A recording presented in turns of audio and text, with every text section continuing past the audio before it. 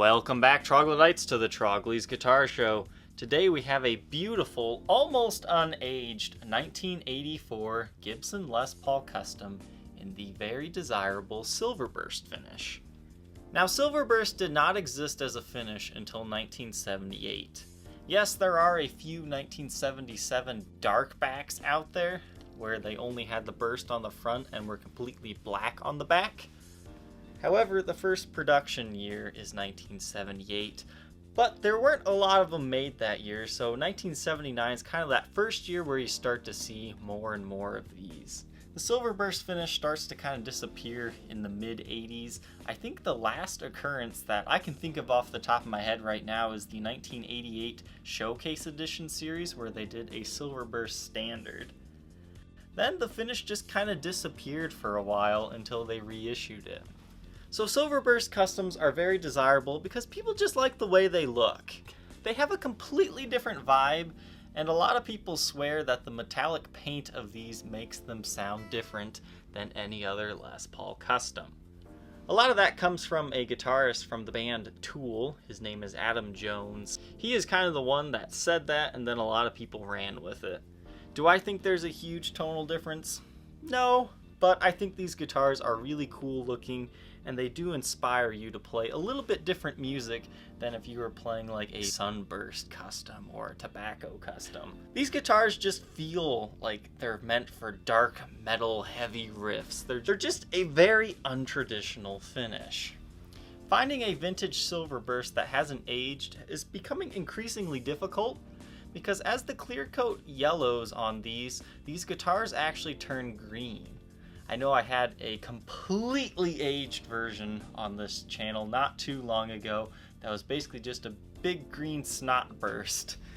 Both mint condition finish ones and the heavily aged and played ones have a completely different feel to them, and I love them both. This guitar was actually sold to me by a fan of the show. We had talked on my Facebook page about this guitar, and he sent it with his buddy to the Ohio Guitar Show to drop it off to me. Now this guitar, it looks really clean, but it is not mint condition. There's a lot of very small little nicks and dings and finish checkings. Also, the nut has been replaced, and believe it or not, this thing has had a refret. I've got to hand it to the luthier, whoever did this refret, because had the seller not have told me, it would have taken a while for me to realize this was even a refret. Now if you're familiar with Gibsons, you're going to look at this and go, that's not a refret, that looks original, because hey, we still have our fret nibs here. They're not painted on or any garbage like that. They are just the original fret nibs there. So why is this a refret, and how would I even know that this is a refret had the seller not have told me? Ebony is a very brittle wood to work with on refrets. On just about every refretted Les Paul custom, you're going to see some light chipping in the fretboard from when they remove the original frets. I have seen very few refrets on ebony boards that don't have at least one little chip somewhere. The most noticeable chip on this one is on the 17th fret, and it's right there. I'm not sure if you're going to be able to see it. It is very small, but it is there. There are a few other areas on this fretboard that have that, but it looks like the luthier actually filled them in, kind of like with a little bit of glue and maybe some dust from another ebony source. But overall, this looks really good. The only other small complaint I have is that the nibs don't quite line up 100%. You can see some of them are a little bit lower, but this luthier did an excellent job on this refret because it does appear he kept the original nibs. It is very difficult to find a luthier that is willing to take the time to retain the original fret nibs. It is a very time-consuming process, and a standard refret usually costs anywhere between $200 to $500 depending on where you go. But for original fret nib retention, you're usually looking at 3 to 4 times that price to keep those things. Another way sometimes luthiers will get away with retaining fret nibs is they'll actually redo the binding on the neck. I do not see any evidence of that on this example, so this really is a fantastic refret job. The frets that are on here now, they're not super jumbos or anything. I would say they're just slightly taller than the original frets. So did this thing really need a refret? Probably not. It's probably one of those cases where they could have got away with a level and crown job, but the person who brought this guitar in didn't know that, and the luthier might have took a little bit of an advantage of the guy. I don't want you to think that this thing has like a twisted neck and they refretted it to compensate for that. The neck is definitely straight. It is kind of hard to demonstrate on video, but it is straight. Not only is this a very clean, unaged version of this guitar, but it has the 80s key features that I love. We're talking the diamond posi lock strap buttons. These were only on the very early 80s Gibsons. They're basically an early form of a strap lock. They have that diamond shape. You have that on the front and the back. You have the Tim Shaw PAFs. Those are great, but what I really like to see is the original little stickers here. They say patent applied for.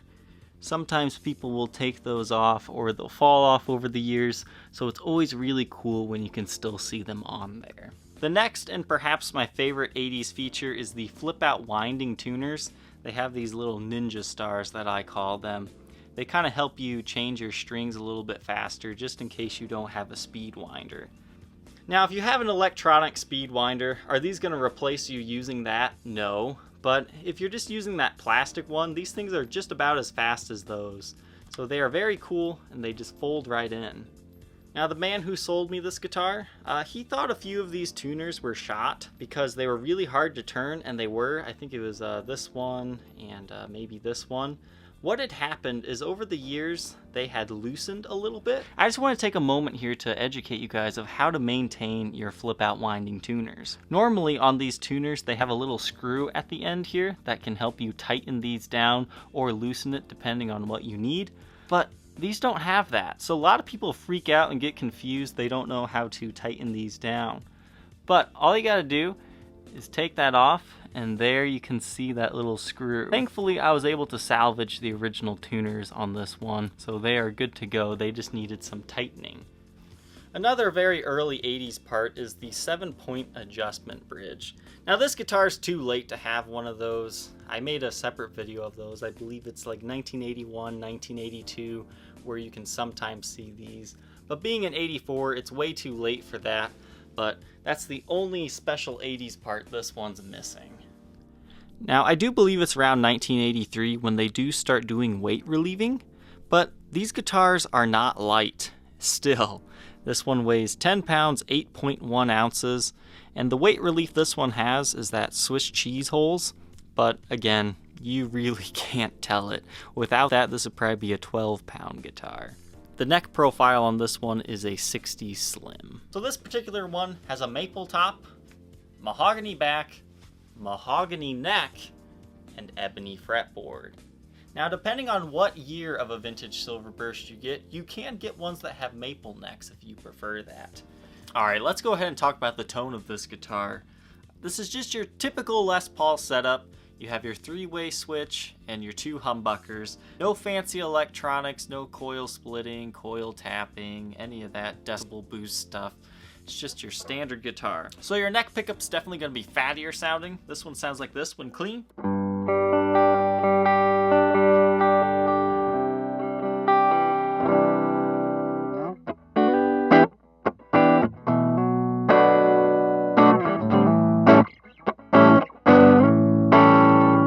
And the bridge pickup's going to have a little bit more power to it.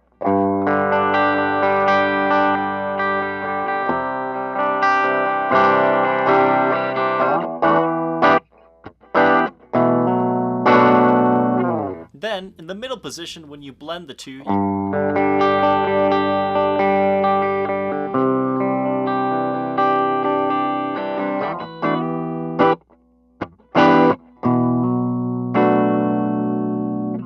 so as a clean player, it actually does sound really good, thanks to these Tim Shaw PAFs.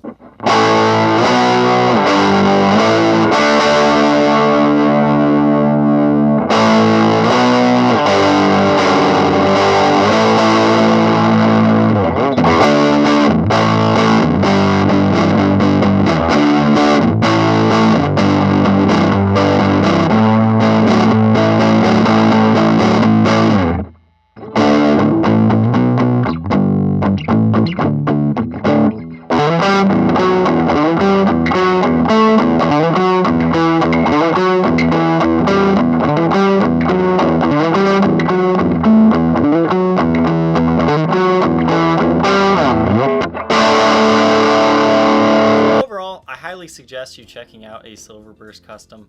I think they're just really cool looking and they sound fantastic. Alright, let's go ahead and look at the condition of this guitar. Now the face of the headstock is in actually pretty good shape. You can see you do have some light scratches when you do get it in the light. But I think the absolute worst part is right here. It kind of looks like a little chip in the lacquer of some nature. There is some stand rash, but since it's on a dark finish, you really don't see it until you hit this thing under blacklight. But that is on both sides. Tusk nut was put on this one, and again, this is a refret job. Probably one of the best refret jobs I've ever seen. If it wasn't for the light chipping of the fretboard, I would say this is the best refret I have ever seen, and I would definitely be using this guy for every refret or any fret dressing that I would ever need. Now this guitar has a 3-piece top. When you get it in the light just right, you can see that line, and that's where the top was joined. The finish just kind of sank down in it. And then there's also another one that kind of starts right here and goes up. There you can kind of see it runs up. Now it's not a split in the top. Again, that is just where the 3-piece top was joined together. Over the years, sometimes the finish kind of settles in those areas. Now straight on, this thing looks great, but once you kind of get it in the light, you can see that there must have been a strap laying on the finish for a while, and it kind of impressed into it, because you can kind of see like that seat belt buckle wear there. But overall, you don't see that too much. You can see you have some wear along the armrest area as well, and some few scratches. Some more polishing marks, stray scratches. And I do want to say there is some finish checking on this guitar, but it is really hard to get to show up. So you got a small ding there. Now when I'm talking hard to show up and minuscule finish checking, I mean it. I'm not sure if I'm actually going to be able to disclose all of them, because you got to be at the right angle like this, and then you can kind of see one that stems across the top. But just very lightly. I don't know when you will be able to see that, but it is there. I want you to know about it, but you don't see it all the time. There's also another one right here that stems from this screw, and it kind of follows down like and ends right here. But that one is highly visible. There we go. When you're looking at the guitar playing down, you can see you've got either a scratch or a check right there as well. But there is finish checking pretty well all over this guitar, especially on like the sides of the headstock. I don't know when you'll be able to see that, but it's tough to photograph this type of finish checking. Back of the headstock, the serial number is 80, looks like 824506. Now you do have some finish checking around the tuners, but again, you kind of got to be at the right angle to see those. There is no volute on this. Those kind of ended around late 81. But you have a beautiful burst on the back of the headstock. Not all Silverbursts have that, but the bulk majority do. Now there is no breaks, cracks, or repairs, but it looks like it was sitting against a stand, and you can kind of see that there is kind of a little wear area here. Like maybe there was a string or something, but it is not a break, crack, or repair. And again, you do have the stand rash. Now the neck does not have any missing finish anywhere, but there are these small little dots here. I think those are little drop fill areas, like maybe there were a few dings. They feel like they're on top of the finish, so I could be wrong, but I was unable to polish those out. And you have a small impression right there. But thankfully, there is no finish like missing off the sides of the neck of this one. Now the back of the guitar is also very clean. It's not really chewed up by buckle rash, but you can see that there is some there. You've got some scratches in the cutaway area there. I mean, this is not a mint condition guitar. Please do not buy this one thinking it is. You've got trace amounts of wear. This is what I would consider a clean player for somebody who only likes the silver Silverbursts. They don't like the ones that have aged. I do want to make mention here, I think this is a defect at the factory because there's a little bump to the wood underneath the finish there. That's not like somebody put a extra strap button there or anything. It's just a weird clump in the finish. But overall, the back of the guitar is fairly clean. The pots are original. This one's good to go. Now cosmetically, this has to be the worst thing on this guitar. What this looks like to me is where the binding truly ends. You'll see this around the whole guitar. There's a little line where the finish has settled. Now that follows around pretty well the whole guitar. You can kind of see what I'm talking about right here. Where the binding doesn't truly end there, it's a little bit deeper.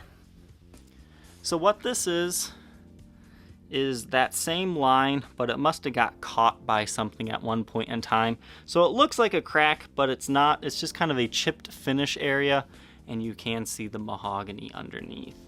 But other than that, you just have some finish checking on the sides, and again, you just kind of have that line that runs along the binding that you'll usually see on these. There is a little bit of finish discoloration right here. When I got it, this whole area was white. That all did polish off. So if you don't like that slightly darker finish here, just polish it a little more and that will come off. We'll now do our blacklight test. If this is your first one you've seen, basically we do a blacklight test to see if there's been any finish touch-ups or really well hidden repairs. A vintage guitar should glow a green color. And since this one hasn't seen so much sun, it's not going to be as green as some of the other ones we've seen, but it definitely does glow the way a clean vintage should.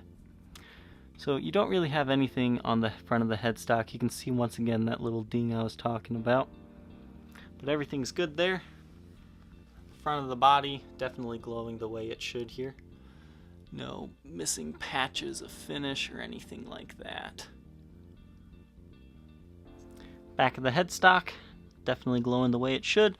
No breaks, cracks, or repairs, but here you can see that stand rash I was talking about a little bit better. Since it's in that dark finish area, you can't see that under normal lighting situations as well.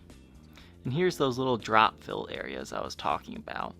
They kind of black like little dings, but I think they are little touch-up areas. But here you can see there's no real finish wear along the edges of the neck or anything like that. Back of the guitar, also glowing the way it should. And we'll take a look at the side.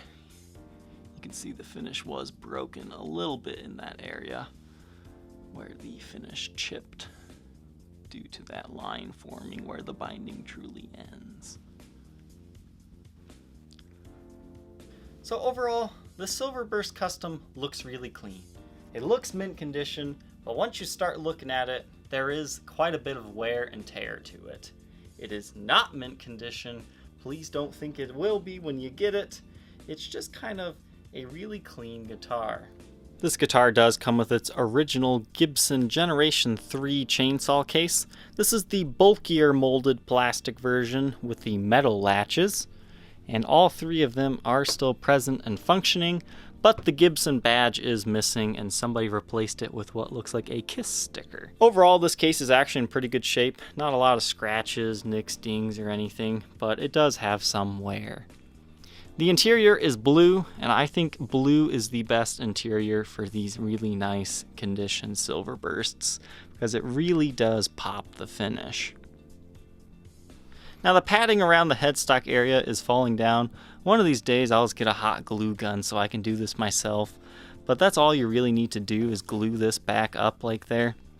Otherwise it's kind of annoying, but other than being annoying, it doesn't really hurt your guitar at all. And you do have a little compartment in here. If you're interested in being the next owner of this beautiful 1984 Silverburst Les Paul Custom, feel free to contact me on my Facebook page, facebook.com/Troglys, Troglys. Thank you, Troglytes, for tuning in today. Don't forget to like, comment, and subscribe, and we will see you tomorrow on the next episode. Take care.